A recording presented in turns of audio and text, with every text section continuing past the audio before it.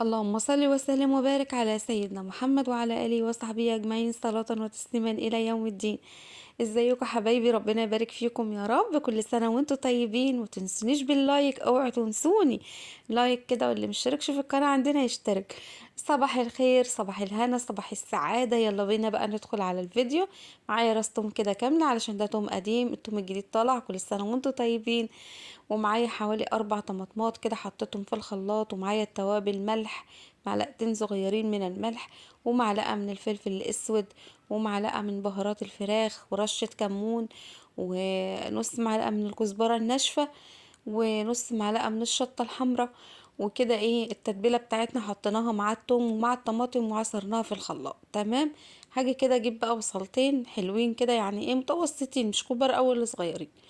معايا كده كام بطاطساية، حوالي 3 بطاطسات كبار قطعتهم مكعبات، علشان هعمل صينية بطاطس كده حلوة. هنعملها بايه؟ هنعملها بحوايج الفراخ.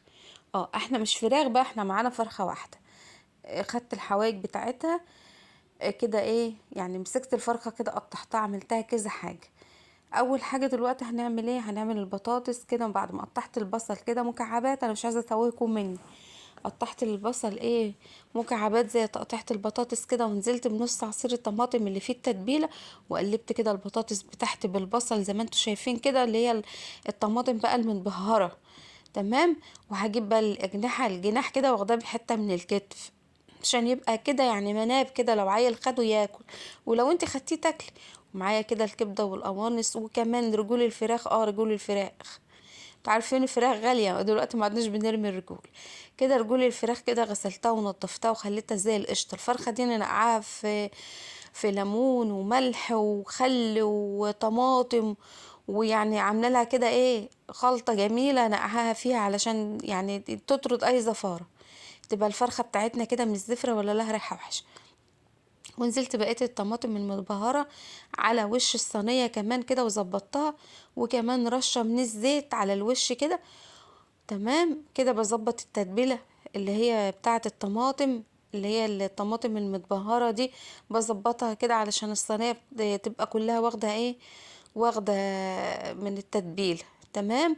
هتقولوا الطماطم مش ياما، الفراخ هتنزل مية والبصل هينزل مية، الحاجات دي كلها هتنزل مية، فمش ضروري ان انا احط مية. هغطيها كده بورق الفويل وهسيبها على البوتاجاز.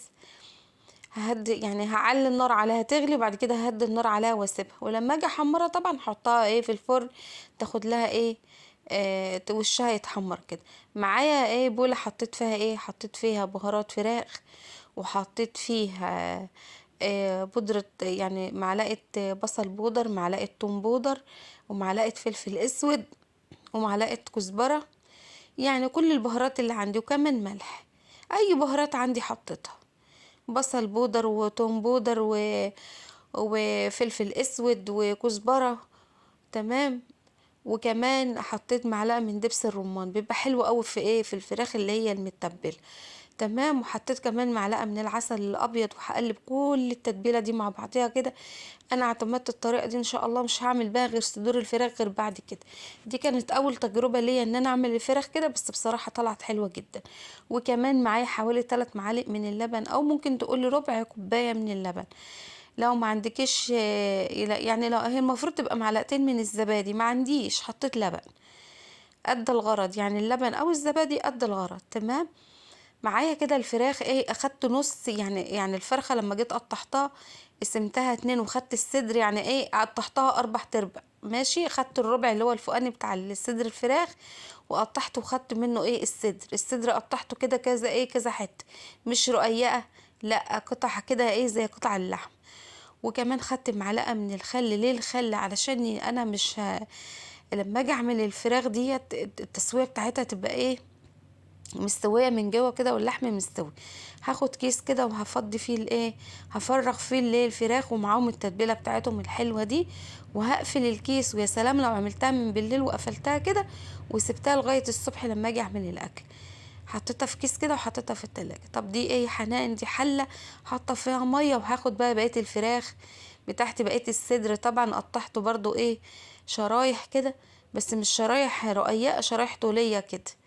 وكمان وراك الفرخة قطعتها ايه يعني الوركين قطعتهم 4 منابات، والصدر قطعته نص الصدر قطعته منابين كمان، بقى معايا ايه ما شاء الله ايه يعني كده اكله ممكن لوحدها. لو عملت شويه مكرونه ولا حاجه جنب الفراخ دي كده ايه عملتي اكله يوم. لا انا عملت من الفرخه دي وليمه، عملت وليمه بفرخه واحده. خلاص كده الصدر بتاعي اللي انا عاملاه في التتبيله جبته حطيته كده في مصفى يصفي، علشان هعمله ايه بالطريقه اللي هتشوفوها دلوقتي. خليكم متابعين معايا الفيديو ما تزهقوش مني، رب يكون ضيفة خفيفه على قلوبكم ما تزهقوش. جبت كده بيضه واحده، حطيت عليها ملح وفلفل، وحطيت برضو حوالي 3 معالق من اللبن. عايزه تستبدلي اللبن بالزبادي ماشي. وهجيب ايه يعني قولي حوالي ربع كوبايه من اللبن برضو. قلبتهم كده مع البيضه. ليه انا عملت الخلطه دي؟ وكمان كيس فيجيتار على العال، ده احنا عملنا وليمه بجد. تمام. هجيب بقى الفراخ اللي انا سلقتها بعد ما اتسلقت كده وبقت حلوه، انا حطيت لها في السليق وطماطمايه وجزرايه وبصلايه وورق لوري، وحطيت الملح والفلفل. بعد ما اتسلقت كده طلعتها حطيتها في مصفى صفت ميتها خالص.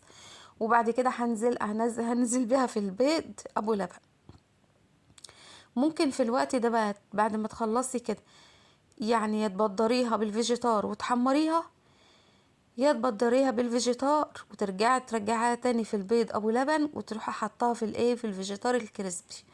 بس انا يعني ايه علشان انا جربت فبنصحكم بلاش الكريسبي. تمام. خليها في الفيجيتار بس من غير الكريسبي، عشان انا جربتها بالايه بالفيجيتار مع الكريسبي. كانت الطبقه اللي فوق طبقه سميكه جدا، ايوه هي بتقرمش وحلوه وطعمها حلو، بس بالنسبه لاولادي ما عجبتهمش. يعني قالوا لي يا ماما لو كنت خليتيها فيجيتار بس من غير الكريسبي اللي هو فوق دوت كانت هتبقى اطعم. تمام. فاللي يحب كده يعمل واللي يحب كده يعني. انا بعد كده مش هعملها من غير الايه بالكريسبي تاني، انا هعملها بالفيجيتار بس. تمام. هعمل بقى الايه الكميه بتاعتي اللي هم الست قطع دولت، اللي هي النص فرخه قطعتها 4، والنص الفوقاني قطعته نصين، نص صدر تبلته والنص التاني قطعته ايه قطعتين.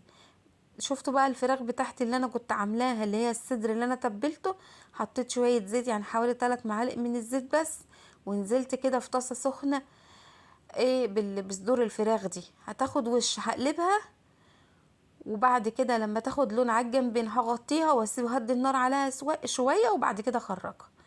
تمام. والفراخ التانية اللي انا عملتها بالفيجيتار والفيجيتار الكريسبي حطيتهم برضو في طاسه تانية وبحمرهم اهو. ده هياخد لون من فوق ولون من تحت. هدي النار واقوم مغطيه عليها، هتطلع معايا الفراخ ما شاء الله. الفراخ دي طبعا ما هديتش عليها النار بتاعتي متوسطه. هحمرها زي ما انتوا شايفين كده ما شاء الله طالعه جميله، بس انا ولادي مش بيحبوا الطبقه الكبيره يعني على الايه على الفراخ. فبعد كده ان شاء الله هعملها لهم فيجيتار بس. شايفين الطبقه مخرفشه وجميله، وممكن كمان لون يعني الكاميرا ظالمه اللون بتاعها، لونها كان احلى من كده بكتير. ومعايا الفراخ ما شاء الله طالعه زي قطع اللحمه ازاي جميله جدا وطعمها خرافي. جربيها كده. وكمان صينيه البطاطس بالحوايج طالعه جميله، وكمان عملت برامة رز